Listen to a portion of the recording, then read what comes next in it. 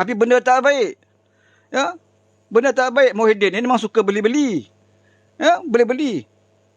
Kalau boleh dia beli, dia beli. Kalau boleh dia jual, dia jual. Ini perangai Muhyiddin. Daripada Menteri Besar Johor dulu pun, orang tahu perangai dia ni. Sebab tu Johor dulu cukup popular dengan perkataan tanah kubur dengan apa? Angin je dia tak jual. Ini popular dengan Muhyiddin. Jadi sebab itu, Atas Nama Parti ini untuk mengelakkan perbuatan pemimpin-pemimpin melanggan pelacur-pelacur politik. Sebab itu digunakan Atas ini. Maka, Ismail Sabri tidak ada pilihan. Sebab waktu itu dia jadi Perdana Menteri, ada majoriti 3-4 orang je. Ya, dia perlu bertahan lama. Maka dia pun bersetuju. Maka kita tak nak ganggu dia. Kita tidak ganggu dia. Kita nak tunggu sampai PRU. Kita fight dengan dia dalam parlimen. Ya, dalam parlimen pun kita kalau bangkit bahas, kita akan bercakap tentang dasar, pentadbiran, penyelewengan, salah guna kuasa, ketirisan. Itu yang kita bahas dalam parlimen. Kita tak bangkit dalam parlimen nak cerita pasal tebuk atap. Kami akan tebuk atap. Bulan 7 kamu akan jatuh. Bulan 8 kerajaan akan tumbang. Kita tak cerita dalam parlimen waktu itu. Ya? Tak cerita pasal tebuk atap. Tak cerita pasal bulan 8 akan jatuh. Tak ada. Yang kita cerita, okey, Pandora Papers, macam-macam lah yang kita dedahkan. Saudara pun tahu. Waktu kita jadi ketua pembangkang. Ucapan Datuk Seri Anwar Ibrahim selaku ketua pembangkang itu adalah satu ucapan yang berkualiti. Sebab itu bila dia berucap, tidak ada siapa berani mencelah waktu dia berucap. Sebab dia ada fakta, ya, yang tidak mampu ditangkis oleh kerajaan ketika itu. Ini peranan ketua pembangkang. Bukan yang seperti ada hari ini. Ya? Kaki ponteng. Ketua pembangkang kaki ponteng. Sebab itu, nak lantik ketua pembangkang, lantiklah yang ada kuasa di dalam gabungan kamu. Kita dalam Pakatan Rakyat dulu, kemudian dalam Pakatan Harapan, pengerusi atau presiden gabungan itu ada ketua pembangkang. Sebab itu Datuk Seri Anwar Ibrahim pernah juga dipegang oleh Datuk Azizah. Waktu itu, waktu Anwar masuk penjara. Kita letakkan yang tertinggi itu sebagai ketua pembangkang. Ya? Ini tak. Dalam Perikatan Nasional, semua nak mengelak. Semua nak mengelak. Presiden PAS tak nak jadi ketua pembangkang. Sebab kalau dia jadi ketua pembangkang, masalah dia nak ponteng. Ya? Dia tak mahu. Abah kau pun, Presiden Parti Bersatu, dia pun tak mahu. Dia bukan saja Presiden Parti Bersatu, dia pengerusi Perikatan Nasional. Dia pun tak nak. Sebab susah juga dia nak ponteng. Sebab Hadi dengan Muhyiddin sama-sama kaki ponteng, saudara. Ini bukan fitnah. Fakta. Saudara boleh cek dekat dokumen. Senarai kehadiran ahli parlimen. Dia antara top 5 kaki ponteng. Muhyiddin, Hadi, sama Hamzah. Si Hamzah Dolmat tu. Sama. Ya, ini level pembangkang. Dan orang inilah nak tawarkan kepada rakyat Malaysia nak jadi kerajaan balik. Jadi ketua pembangkang tak mau. Tapi kalau bagi pada menteri, berlari. Berlari, saudara. Ya. Kanser-kanser tahap 4, tahap 5 pun sihat. Kalau dengar jawatan Perdana Menteri. Dan dia tolak nasihat agung itu pun sebab dia tidak dicalonkan Perdana Menteri. Itu aja. Bukan kerana dia AP pun. Ya? Seperti mana hujah cikgu buat kerana prinsip kononnya. Kita tak mau. Kita tolak bukan kerana Perdana Menteri. Kerana prinsip. Muhyiddin nak cerita pasal prinsip. Ya? Apa prinsip yang ada pada Muhyiddin? Apa prinsip yang ada pada Muhyiddin? Dia nak cerita pasal prinsip. Yang sebenarnya, dia tidak dinamakan sebagai Perdana Menteri. Sebab itu, dia tidak mahu bercampur, ya, bersama dengan Pakatan Harapan. Dia tak nak berada di bawah Anwar Ibrahim. Malulah dia. Dia bekas Perdana Menteri. Takkan nak jadi timbalan Perdana Menteri. Ya? Ini yang kata Luqman Adam ni malam semalam. Malam tadi. Dia kata, Allah syukur, Alhamdulillah. Allah tak kurniakan dia kebijaksanaan. Ya? Kalau dia bijak, dia terima. Tak kisahlah timbalan Perdana Menteri. Ya? Kalau nak dibandingkan menjadi kluster mahkamah. Lebih baik jadi timbalan Perdana Menteri. Ya? Tetapi itulah. Ya? Wa makaru wa makarallah. Wallahu khairul makirin. Ya? Kita merancang. Allah juga merancang. Dan sebaik-baik perancang itu adalah daripada Allah. Tidak ada siapa, ya, yang dapat sangka, yang dapat tahu bahawa kerajaan ini dibentuk, ya, dalam keadaan sedemikian rupa. Orang yang tinggi kerusi parlimen jadi pembangkang. Barisan Nasional yang kurang kerusi parlimen jadi kerajaan. Lepas tu dia koyak. Ha. Sebab orang tidak bersyukur. Ya, Tuhan kata, kalau kita tidak syukur atas nikmat yang dikurniakan, maka tunggulah. Ya, maka tunggulah. Sebenarnya dia engkar, ya, kufur nikmat orang panggil. Ya, kufur nikmat. Bila Agong bagi tahu, jadilah, ya, sebuah kerajaan perpaduan. Kalau kamu bersama dengan PH, maka negara ini lebih baik, lebih stabil sebab PN majoritinya Melayu, Islam. Dalam PH gabungan, ya, PH itu terdapat berbagai kaum. Disatukan, maka cantiklah negara kita, melambangkan negara majmuk. Tetapi puak-puak tu tak kira. Ya, dia tak puas hati lagi 33 bulan menyakau. Dia nak lagi. Itu satu. Yang kedua, yang paling dia risau, pasal fail-fail kat pejabat tu tak sempat nak buat lari. Ya, itu yang dia rasa terkilan sungguh. Pasal dia confident dia boleh menang. Tak sempat nak buat lari fail. Ya, sempat dapat kat Anwar Ibrahim. Ya, sebab itulah terkeluarlah jana bawah meja. Ya. Maka terkantuilah rupanya anak siapa yang suruh minyak masak. Kan? Banyak lagi lah. Ya, kontrak-kontrak judi pun sekarang dah jumpa SPRM dah ni. Ya, token-token judi ni dah jumpa SPRM dah serah fail. Ya, selamanya dia kata, mana dah terima duit judi? Tunggulah. Tunggulah saudara. Saya pun tak nak cakap. Ya? Kita tunggu. Kita tunggu. Dulu pun kita kata, ada rasuah politik wang berlaku bagi anak muda. Dia kata, mana ada bukti? Takkanlah kami parti PAS nak rasuah. Kami tahu hukum rasuah itu berdosa. Bukan main. Bila kita kata, mana bukti? Mana bukti? Dah sekali keputusan Mahkamah Kuala Terengganu mengesahkan. Ya? Tadi sebab tu jangan ego.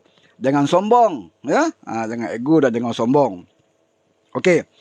Jadi saya ulas panjang pula nak ulas 1K tu pun dah panjang lah kan.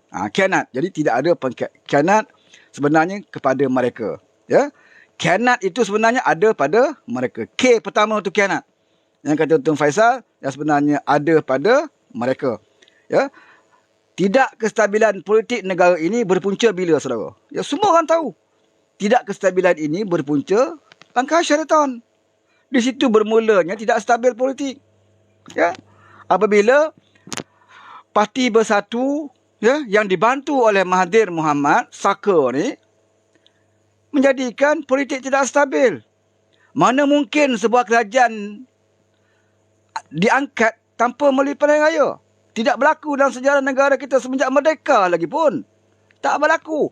Tak ada kerajaan yang pernah memerintah negara kita ini tanpa melalui pilihan raya kecuali pada waktu itu. Ya, sebab itu tidak stabil. Sebab kamu dapat kuasa tidak ada keberkatan. Tak ada keberkatan. Hasil merampas hak orang. Ya, seolah-olah kamu merampas bini orang lah. Ya, merampas bini orang.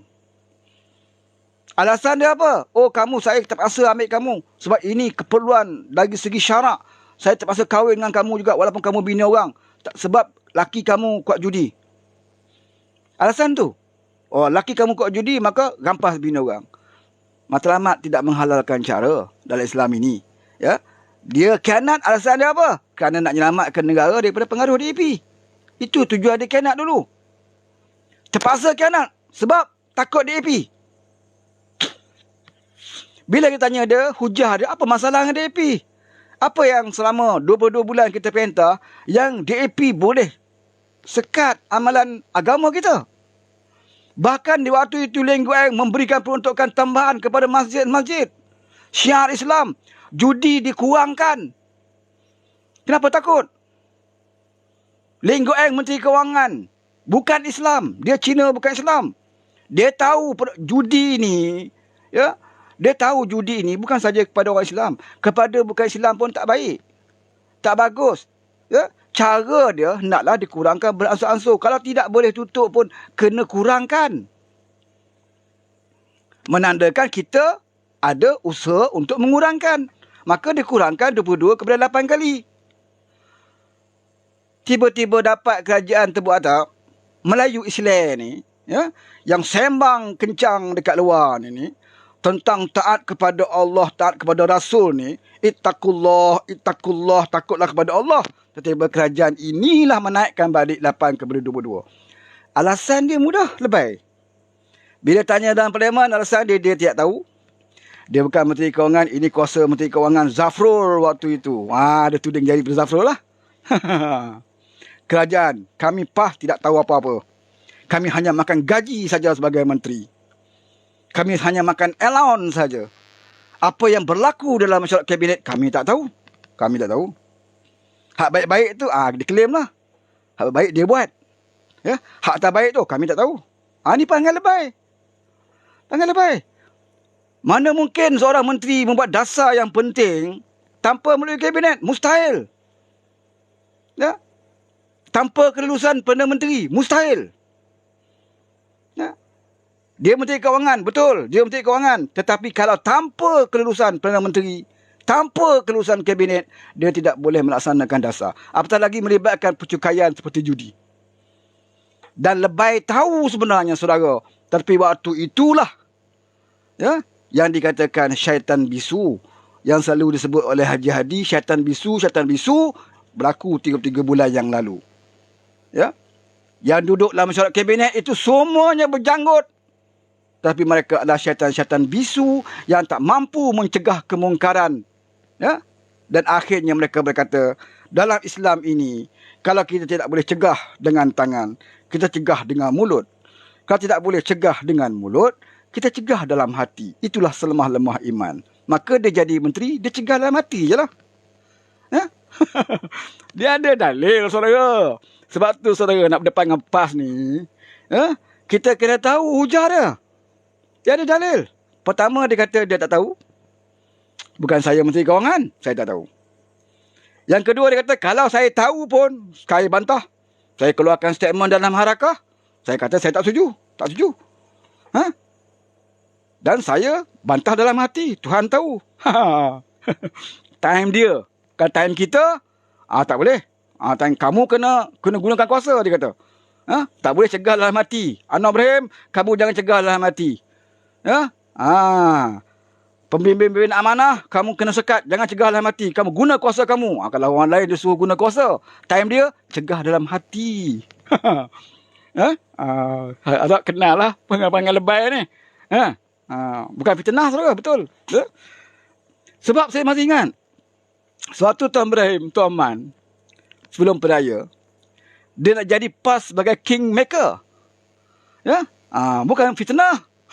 Saya takkan fitnah kat sini. Ya? Dia nak jadi kingmaker. Dia sebut, PAS nak jadi kingmaker. Kita akan jadi kingmaker, saudara-saudara, dia kata. Kalau kita bergabung dengan mana-mana parti politik, kalau kita bergabung dengan Parti Harapan ke, kita bergabung dengan Barisan Nasional ke, kita akan menentukan kerajaan itu melaksanakan apa yang kita nak. Kalau mereka tidak mahu laksanakan, kita tarik sokongan, jatuh kerajaan. Teori sedap, saudara. Teori kingmaker tu sedap. Tapi bila dia jadi kerajaan, dia bukan jadi kingmaker. Dia jadi king joker. Kingmaker sudah bertukar menjadi king joker. Pelawak. Pelawak. Waktu kerajaan Muhyiddin, majoriti hanya 3-4 orang je pun. Kerajaan tu. 3-4 orang. Waktu Ismail Sabri pun lebih kurang. 3-4 orang je majoriti. Ahli Parlimen PAS 18 orang. Tak payahlah yang lain tarik sokongan. Cukup Haji Hadi tarik, Tuan Brain Tuan Man tarik, Taqiyuddin tarik, siapa lagi seorang? Ustaz Marzuq. Tarik 4. Tumbang kerajaan. Kan? Tumbang kerajaan. Kenapa tak buat kingmaker? Kenapa nak memilih jadi king joker? Sepatutnya kamu boleh ugut kerajaan itu, tekan kerajaan itu. Saya tak suka dinaikkan judi. Kalau kamu tak nak tutup pun judi, kekalkan 8. Kerajaan PH dah buat 8 kali. Kenapa kita nak naikkan lagi? Kalau tak jadikan pada 4 kali ataupun tak mahu tutup, paling tidak kekalkan 8. Kenapa kamu naikkan 22 kali? Kalau kamu naik juga 22 kali, kami PAS akan menarik sokongan. Confirm Abah kau akan ikut cakap PAS. Confirm Ismail Sabri akan ikut cakap PAS. Tetapi saudara, mereka tak berani kata macam tu sebab lebay-lebay dia dapat jadi menteri. Ramai lebay jadi menteri, ramai lebay jadi timbalan menteri. Sebab tu kabinet zaman tu 70. Ramai saudara 70, Anwar Ibrahim 28. Dia 70 termasuk timbalan menteri 70. Sebab itu dia tak berani cakap. Bukan senang jadi menteri. Ya? Bukan senang nak jadi menteri, saudara. Berpuluh tahun PAS wujud tahun 1951. Kali pertama PAS jadi kerajaan pusat tahun 70 lebih. 74 ke 73 lebih kurang macam itulah. Itu kali pertama bersama Barisan Nasional dulu. Itu pun tak lama, lepas tu kena tendang. Dan lepas itu berpuluh tahun nak tunggu jadi kerajaan pusat. Tak boleh. Dan bila ada peluang boleh tebuk atap, walaupun tebuk atap sekalipun, tetap kerajaan. Mana mungkin kita nak buang peluang yang diberi. Itu rezeki Allah, kata dia. Kalau tanya PAS, dia kata rezeki Allah bagi. Ya? Walaupun hak orang. Walaupun rampas makanan orang, rampas daripada kebun orang, tapi rezeki Allah, dia kata. Tak boleh tolak rezeki Allah. Sebab itu, dia jadi kerajaan, dia jadi menteri. Berapa ramai PAS jadi menteri? Bukan menteri yang calang-calang. Bukan menteri ahli ehwal pengguna. Menteri undang-undang. Menteri agama. Ya? Sengajalah UMNO letak dia, ya, bersatu letak dia sebagai menteri agama. Pasal apa? PAS ni kan pandai cakap agama. Letaklah dia menteri agama. Supaya dia boleh laksanakan RU35, supaya dia boleh bawa hudud, supaya dia boleh cerita pasal Islam banyaklah, ya. Supaya dia boleh suruh pemulgari tutup aurat, supaya dia suruh berjururawat pakai telekong. Itu tujuan dia letak PAS tu sebagai menteri agama. Tetapi dapat menteri, apa dia buat? Dia selfie, dia solat dalam pejabat, dia selfie. Itulah dia. Lepas tu pergi masjid, hantar sumbangan. Pergi masjid, hantar sumbangan. Kalau menteri agama, pergi masjid, hantar sumbangan. Hanayu, selalu buat. Ya? Hanayu. Bukan setakat sumbangan. Van jenazah pun dia hantar ke masjid. Ya? Tak perlu menteri agama. Ya? Tapi itulah saudara. Ya, bila dia beri kuasa, tidak boleh nak mentah. Tak boleh. Pertama, sebab mungkin Tuhan dah tutup akal fikiran dia. Tidak boleh. Tidak ada hidayah daripada Tuhan. Tidak ada petunjuk daripada Tuhan untuk dia mentadbir negara. Sebab kamu menjadi kerajaan dengan cara mengambil hak orang. Sebab itu tidak ada keberkatan. Dan akhirnya, abah kau jatuh. Bukan kita. Bukan kerajaan PH. Kita tak kacau pun. Ya? Usik telinga abah kau pun tidak. Ya? Tiba-tiba dia tumbang. Rupa-rupa yang siapa jatuh kan? Kawan dia UMNO. Kawan dia. Ya, kawan dia. Benarlah seperti Allah. Ya, selalu pesan. Kalau kita berkhianat orang, kita akan dikhianati. Kalau kita khianat orang, kita akan dikhianati. Dan itulah hukum karma. Muhyiddin khianat kita. Dia kerajaan PH. Dan dia tumbang. Dia dikhianati oleh UMNO. Mahathir khianat kita. Ya, letak jawatan dan sebagainya. Dia pun parti Bersatu tenang dia keluar. Parti yang diasaskan Bersatu tu, Bersatu pun tenang Mahathir ni, orang tua ni, keluar. Itu aturan Allah, saudara. Sebab tu kita nak ingat pesan pada diri kita. Saya nak pesan pada teman-teman yang ada dekat sini. Kalau kita berjuang, pegang kepada prinsip perjuangan. Kita bukan berada dalam parti malaikat. Sebesikit kelemahan. Ya, ada. Kerajaan hari ini pun ada kelemahan dia. Kita tak kata semua perfect. Kalau kita nak bagus semua, kita suruh jadi Perdana Menteri itu malaikat. Nabi jadi Perdana Menteri. Kalau selagi dia manusia, ada kelemahan dia. Tetapi yang penting, istiqamah kita. Ya. Selagi pemimpin kita tidak melakukan perkara-perkara yang besar, selagi itu kita kena pertahankan.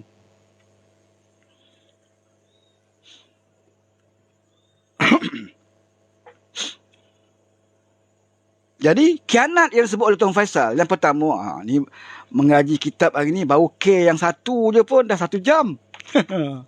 Sebab tu saya malas nak jadi tuan guru. Kalau saya jadi tuan guru, kalau saya bagi kuliah agama, lepas maghrib, jawabnya subuh pun habis. Bau maudok dia khianat satu je pun, 1 jam saya ulas. Jadi kesimpulannya, khianat itu sebenarnya yang disebut oleh Tuan Faisal berada di pihak mereka. Mereka yang mencetuskan langkah syaitan, mereka yang mengkhianati mandat rakyat. Bila diberi kuasa, mereka tidak boleh mentadbir. Di bawah Abah Kau lah, ya, satu tragedi yang paling buruk, ratusan orang mati satu hari kerana kegagalan kerajaan mengawal COVID. Di waktu Abah Kau lah berlaku dalam sejarah, zaman Jepun pun tak pernah berlaku orang nak makan angkat bendera putih. Zaman Jepun dulu, yang angkat bendera putih ni, dengan zaman komunis dulu, angkat bendera putih tanda dia menyerah diri. Ya, musuh datang serang, angkat bendera putih, tanda dia menyerah diri. Kita menyerah diri dengan musuh. Ya, tapi di zaman Muhyiddin, angkat bendera putih bukan menyerah diri apa? Nak makan. Nak makan, saudara. Lepas tu dia marah pula, kenapa angkat bendera putih? Kenapa tak angkat bendera BN, dia kata. Ada lebay pula kata, kenapa angkat bendera putih? Angkat tangan, berdoa dengan Allah. Bukan angkat bendera putih. Tengok dia persendakan rakyat waktu itu. Rakyat tengah lapar ni.